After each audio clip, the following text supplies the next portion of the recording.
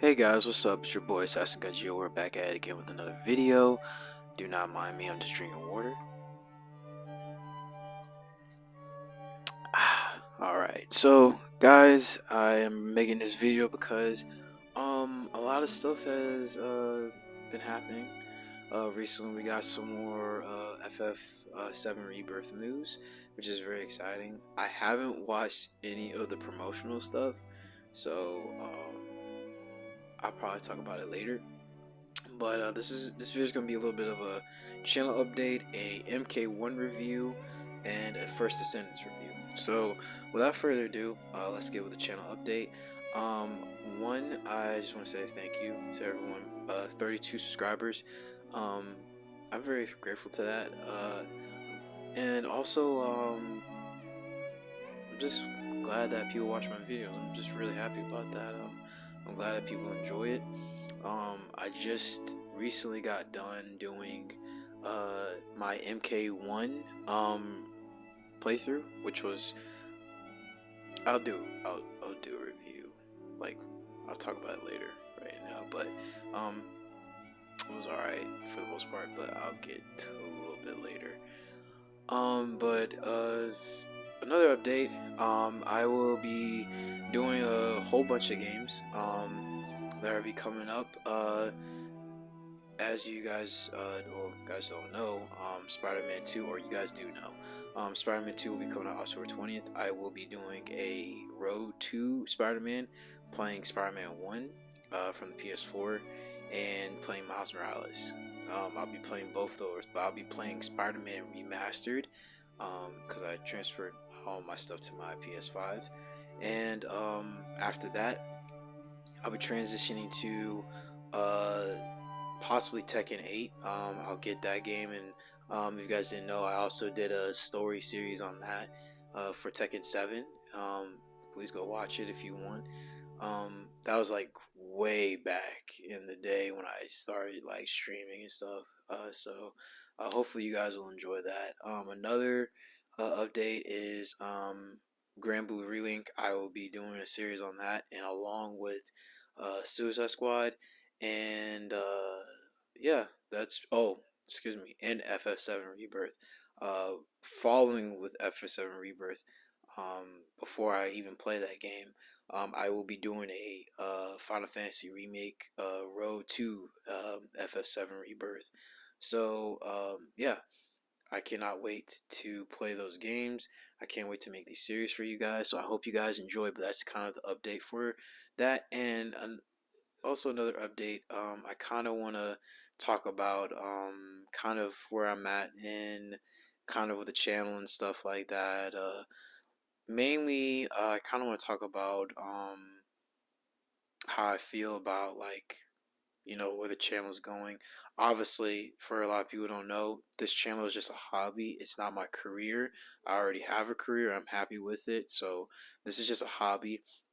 But I'm kind of going to slow down on kind of like certain stuff that I'm going to be playing. I'm kind of going to be more uh I'll probably do like a video or two every now and then, depending on what game it is. If it's a serious game that I truly enjoy, I want to like share my enjoyment to the world, or to you guys, then I will do that. But if it's just like nothing too serious, I'll just play it when it comes out, and I'll just keep it to myself. But yeah, that's the update. But without further ado, let's move on to MK1 and whew, um, where to start? Wow, man. I don't even know where to start. You know, I'm all for NRS. I like NRS. I think they're a fantastic company. I have followed them for some years now, and I love MK9 story. I used to not to like MK9, but after kind of analyzing the story and what's been going on and stuff like that, I really enjoy MK9. Love MKX, and I love MK11 story. So when we're coming to MK1, I had some very high expectations. This is a brand new timeline. It's a different outlook on the characters that we know and love, and I was very excited of what Liu Kang was going to create for this universe. Unfortunately, the story was just mid. It it was really underwhelming. It didn't really have a good payoff. And yeah, you know, I don't even know how to describe it. It's like there were some good points, and then there were some really, really low points.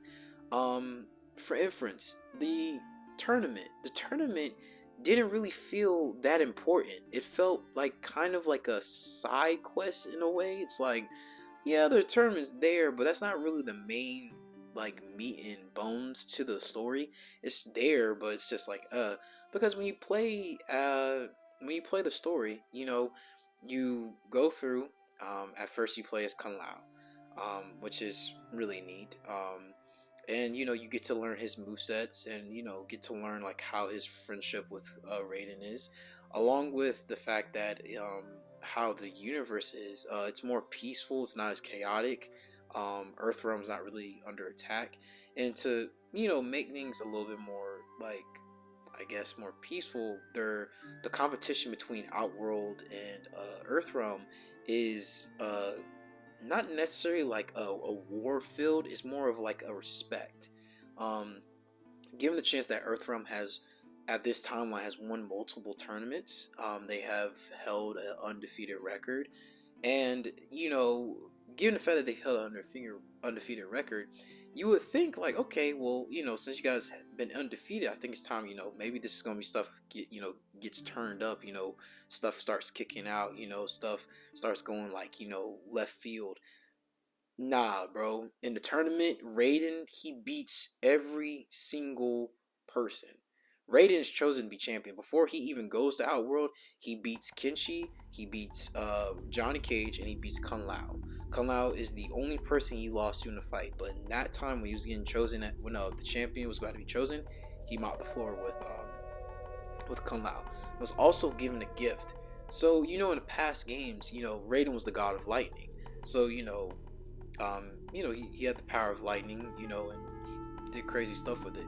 In this universe, it's Liu Kang gives him an amulet that gives him the power of lightning. And I thought that was a pretty interesting twist. It's not just him, it's actually the amulet, but he's able to do a lot of crazy things with it, which is really cool. And I guess it's a nice handicap in a way, because it's like if he doesn't have the amulet, excuse me, he doesn't really have his lightning powers. But then again, that doesn't mean he's not a great fighter, because he actually is a really excellent fighter. And I like this characterization of Raiden, because he's more of calm and methodical, like how he was in previous entries. He wasn't always the more dictatorish, like dark Raiden that we know. But in this one, he's more calm. He's more methodical. He is more like open to things.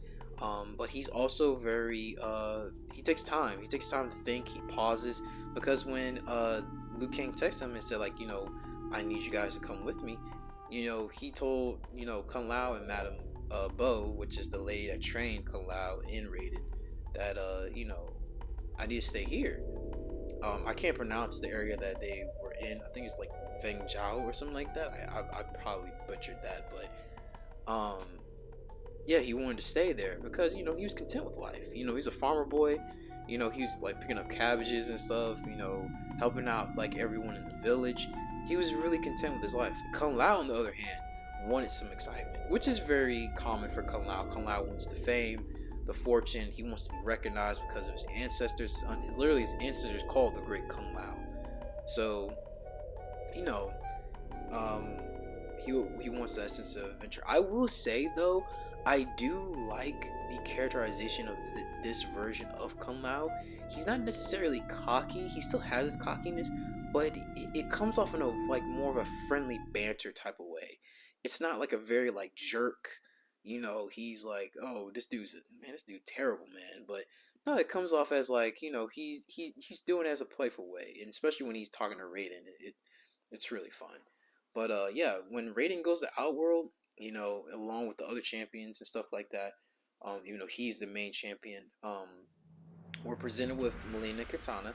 Now, in this timeline, Melina and Katana are actually sisters. Melina is not a clone.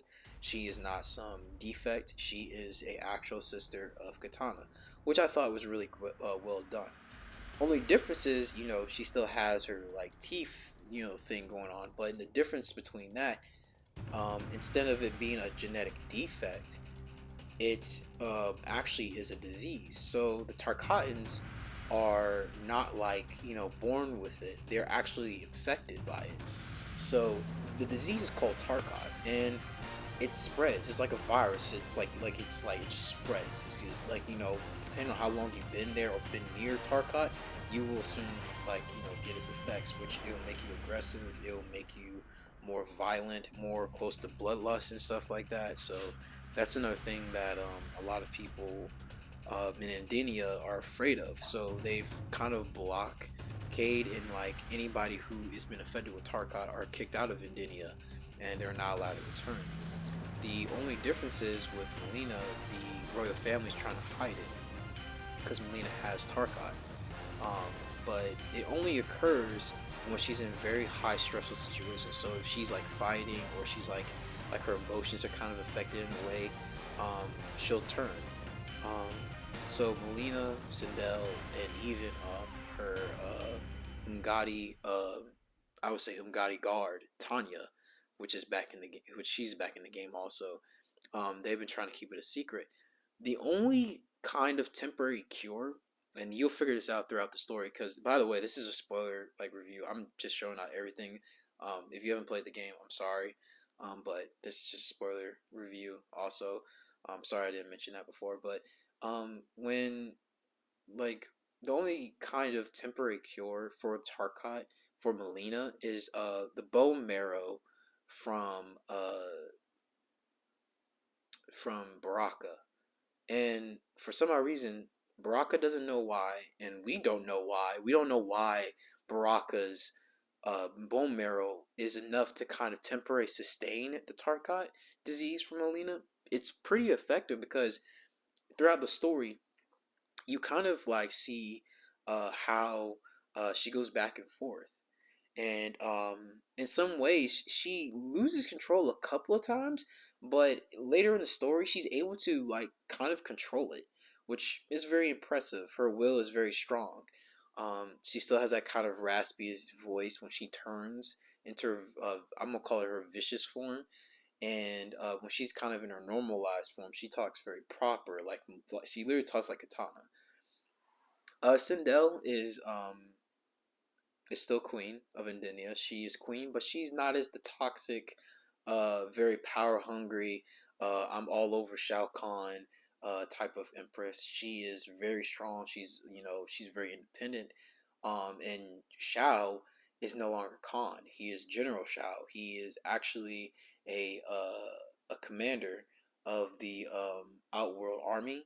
He is basically you know a victor of the Quarton Plain, and or conqueror of the Quarton Plain, and a victor of the Tavarian War is what Sindel has given him in his ranks. And General Shao boasts like if you've you know if someone like wrote down all the victories I had, there would be enough. There wouldn't be enough room to fill it.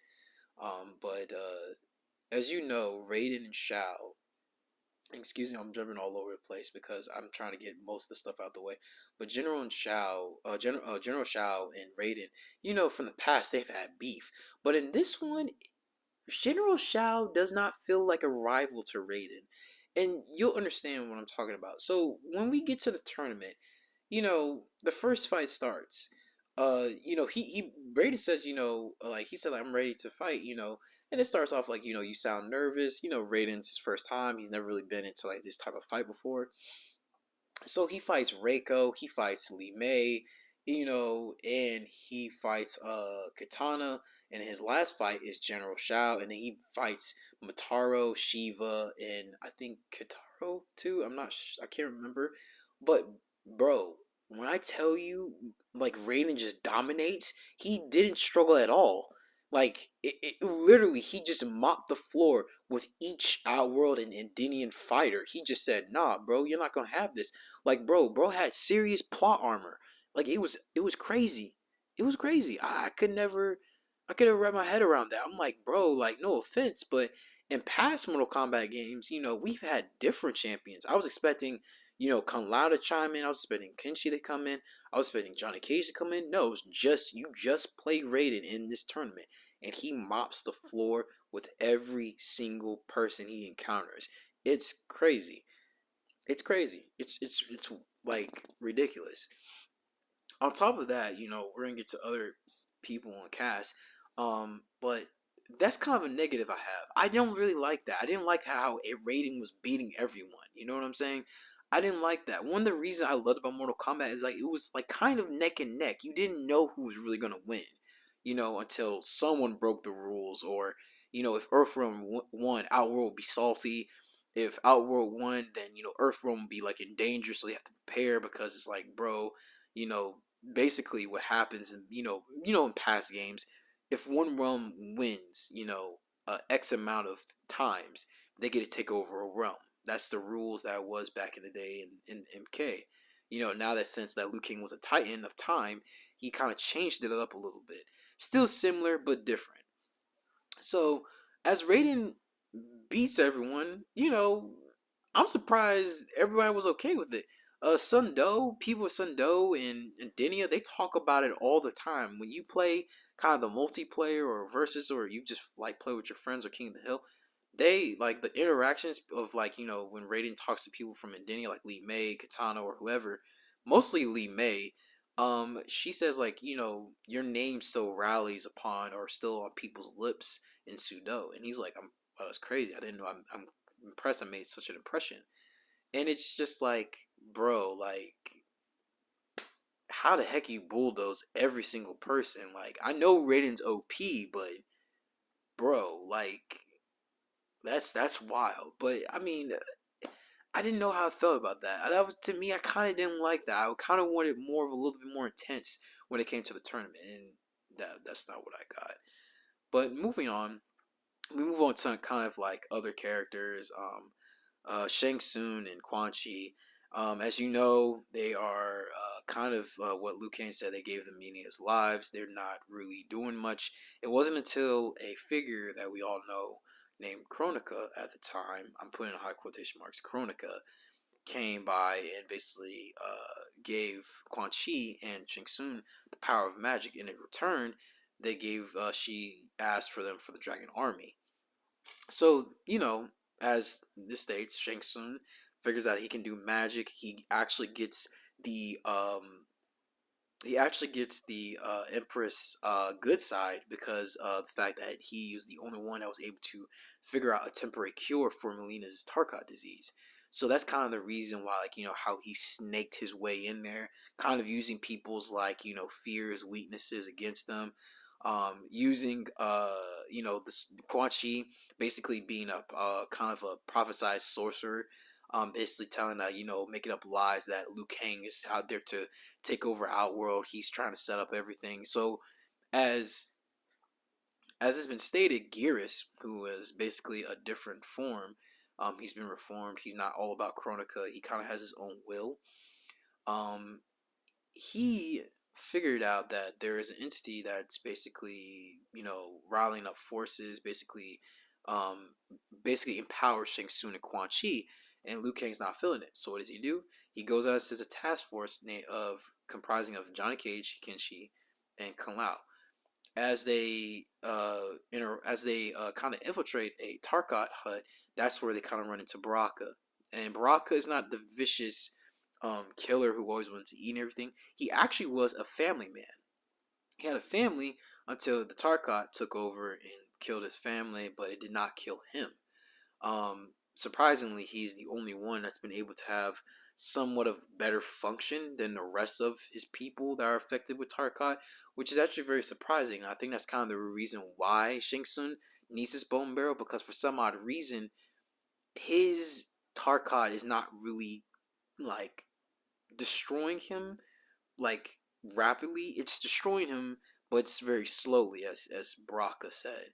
So as that was going on, because Shang Tsung, he kind of has like a camp for certain people. He had a camp for Tarkat, but like he kind of comes in every once in a while to get the bone marrow from Baraka, but as they saw Shang Tsung, Kenshi and Kung Lao and Johnny Cage, they were trying to get to him, but Liu Kang told him like, don't kill Shang Tsung. We need him alive because Liu Kang needed to question him. So they kind of made Shang Tsung escape from Baraka's grasp because Baraka was about to kill him. He had his moment. He was about to kill him. But that didn't work out. So we fought Baraka, but we were able to kind of find a even ground. So Baraka was able to take us to Shang Tsung's, um, basically Shang Tsung's lab, like palace in a way. And as Kenshi and Johnny Cage were sneaking in, they figured out that they thought that Shang Tsung was poisoning Mileena with Tarkat with Baraka's bone marrow, which was not the case. As they knocked out everyone, because you get to fight as Kenshi. Kenshi wakes up the princess and said like, "Oh, you're safe," and we stopped the sorceress. And she's like panicking. Why did you do that? And that's when she changes into the vicious Mileena. And bro, this is like a really crazy like epidemic. She just goes crazy, vicious, starts beating up everybody to the point where she pulls her size and almost nearly kills Johnny. But luckily enough and sadly enough, Kenshi pushes Johnny out the way, and that's how Kenshi becomes blind because Mileena literally stabs Kenshi with both of her sides in his eyes. And it's a shocker. If you guys seen my live stream, I was like, oh gosh. And you know, I didn't know how he was gonna be blind, and that's kind of a shocker for me. I didn't know how it was gonna happen. I thought, maybe it's like an epic fight, and like even though he won it, he did lose his eyes. No, he Melina just goes stabby stab and just takes it from him, and it's crazy because um the sides are left in his eyes, and I'm just like that dude is clearly dead, but no. So as it states, General Shao, Shang Tsung, they take, because they get captured. They take them to Shang Tsung's underground laboratory prison, and that's when you see all the horrific, like abominations that Shang Tsung has made. And this is where you get introduced to Reptile. Reptile is a prisoner of Shang Tsung's, kind of a lapdog, if you will, because he has his family held hostage. Shang Tsung has Reptile's family held hostage. So he's basically doing Shang Tsung's bidding. Baraka is trying to convince Reptile, like, hey, bro, you don't have to do this. Why are you doing this? Reptile says, like, bro, he got my family. What else am I supposed to do? So at the same time, basically, they're Shang Tsung left. He told Reptile, "Hey, go ahead and get them killed and stuff like that. We don't need no witnesses." So he let loose a bunch of Tarkat people, and they are going berserk. And it's a cool scene because like Kung Lao, Johnny, Baraka, they're trying their best to fight it. Kenshi is blind. He can't do anything. He can't see. Luckily enough, Johnny, before the fight starts, uh, Johnny and Reptile, well, excuse me, Reptile gives Johnny this ointment, which basically will ease the pain of Kenshi because Kenshi's just in like agonizing pain, like it's bad. Like the way they showed it is like two gaping holes, and it's just like wow, bro. Like I will say this about MK1, the facial imagery and animations of the characters are top notch. Like they're really good. The way the camera like closes up on them, you see all the details and stuff. It's really good looking. But yeah, they're fighting their way out. Kenshi's trapped in this electrical cage along with Johnny Cage. So it's just Baraka and Kung Lao fighting off these Tarkat. And as they succeed, they get Johnny and Kenshi out. And at the same time, Reptile is panicking. He is like, like, oh my gosh, like, Shang Tsung is gonna kill me. He's gonna kill my family. So Shang Tsung appears. He sees what's going on. He's not really happy with it. And then that's when he kind of breaks the news to Reptile, saying like, "Hey, I already killed your family."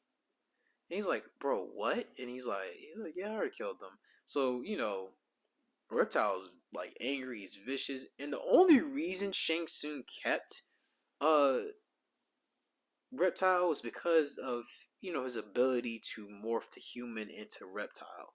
So he was curious on how he did that. So he was trying to study him. That's kind of how he got it. At first, Reptile explains that he denied him. He didn't want to deal with it.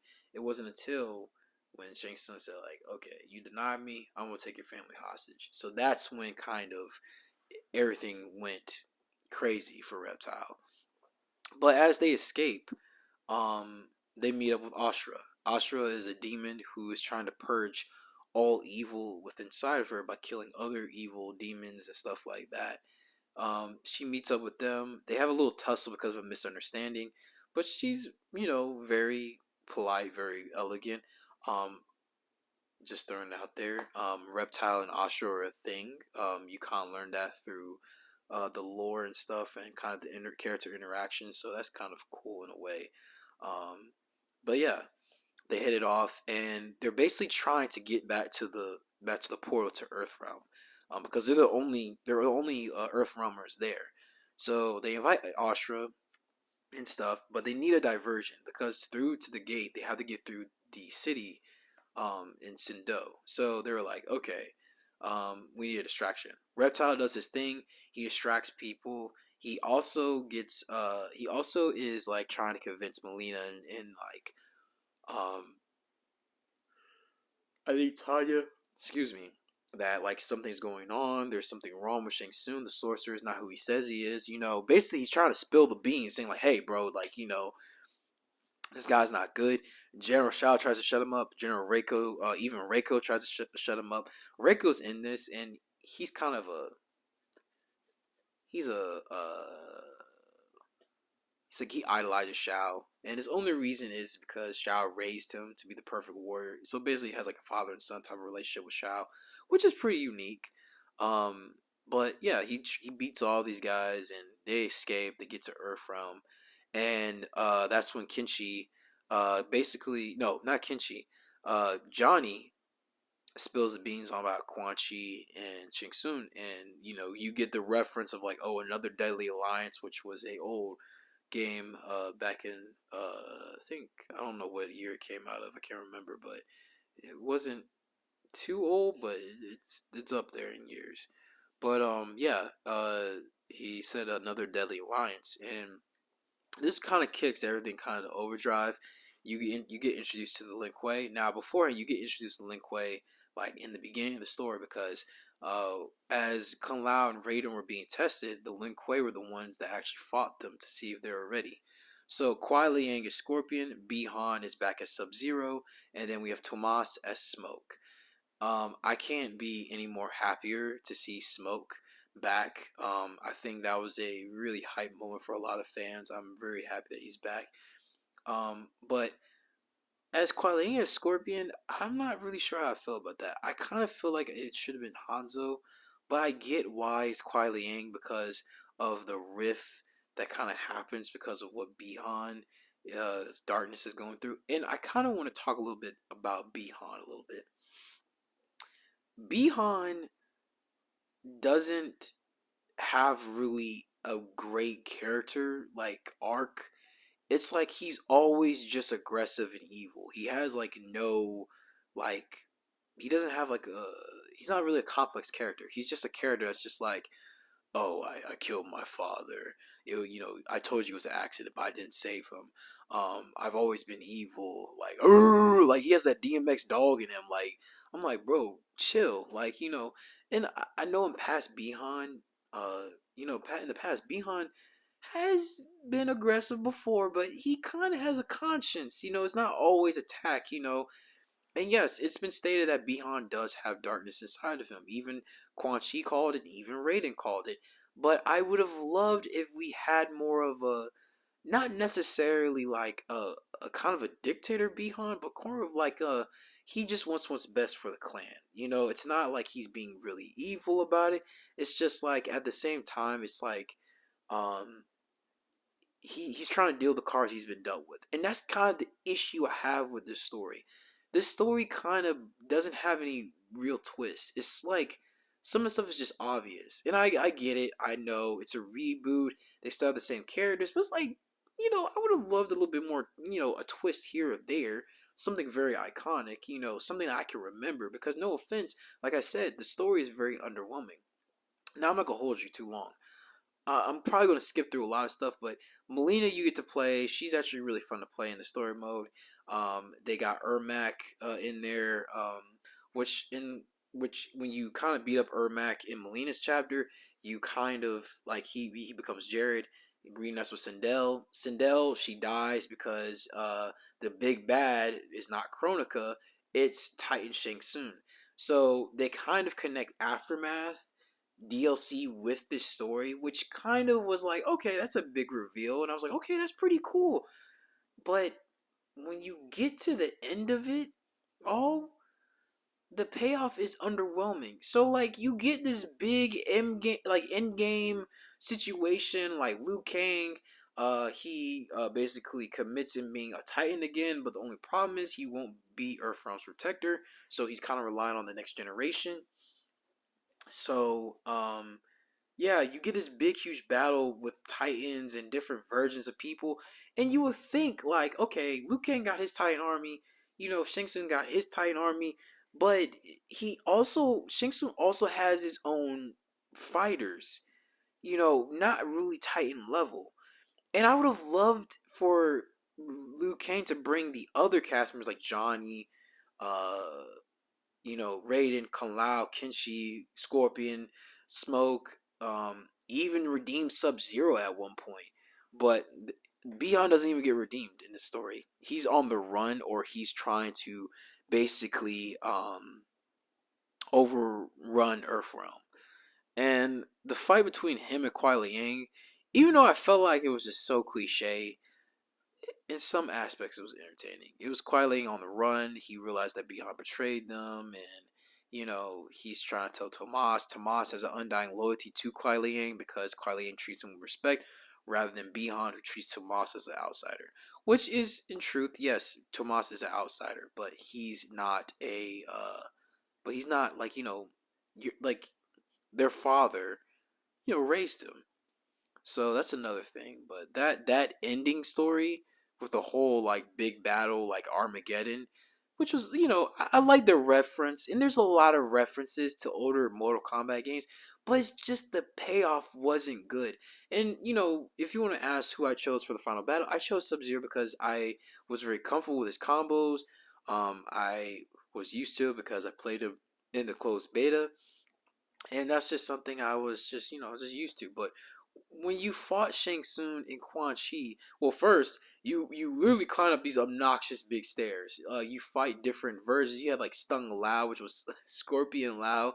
You had Sorcerer Melina or Quan Melina, which was basically Quan Chi mixed with Melina. You had these different variants, and while some of them look cool, some of them just look downright stupid. And I'm just like, bro, this could have just been better if you just had Earthrealm's main cast that we're used to fighting a different version of Earthrealm's fighters and Outworlders. That's all you had to do. You didn't have to do this big colossal fight because now it's just become so convoluted that it felt like nothing else mattered. And like I said, the payoff was underwhelming because once you beat Shang Tsung and Quan Chi, there's like no final form like how in MKX or MK11 where it was like, oh, you're like there was no like different change of scenery. That's one thing I always compliment about MK11, the change of scenery, the change of like like stuff, the way how the boss treated you, like they'll put another fighter in front of you, so you have to beat up that fighter, and then she'll pop out. Or in MKX, where you fought Shinnok's base form, and then you fought Shinnok's like ultimate form, if you will. And nah, you didn't get that. You didn't get that at all. Shang Tsung, Titan Shang Tsung was a joke. Even with the assist of Quan Chi, he was still a joke. I smacked the crap out of him like it was nothing. And then you know what I got for the ending? Uh, Liu Kang opens a portal, sends Titan Bihan back to his time, and then we get the most like cinematic, generic movie ending of all time. And I was just done. I was just done. So for the review and just an overall story, the story was a 6, maybe a 5 out of 5, like 5.5 out of 10. If I put it like 5 stars, it's like a measly 2.5. Like it's not even. It just didn't do anything for me. Like I remember more stuff from MK11 than I in MKX and Shaolin Monks and Deception, Armageddon. That I remember anything from MK1. And I hate to be negative, but that's the truth. And don't even get me started on the online. The online is atrocious. It has bugs. There's a bug where like player one has an advantage against player number two. It's not equal. It has nothing to do with skill. It's just like, bro, what is going on with this game? So, for me playing this game, it wasn't really a fun experience. And I'll probably do a video about like the gaming industry and stuff like that, and like how I feel about how gaming is turned as a whole. But yeah, MK1, yeah, man, it sucks. It sucks. The story is garbage. But I gotta get going because right now it is September 28th and the Sonic Frontiers final DLC just came out. It is currently I think it's currently, I don't know where my phone's at, but it's definitely 8. It's 8 somewhere. Actually, hold on. It is 8:14. So I am about to leave.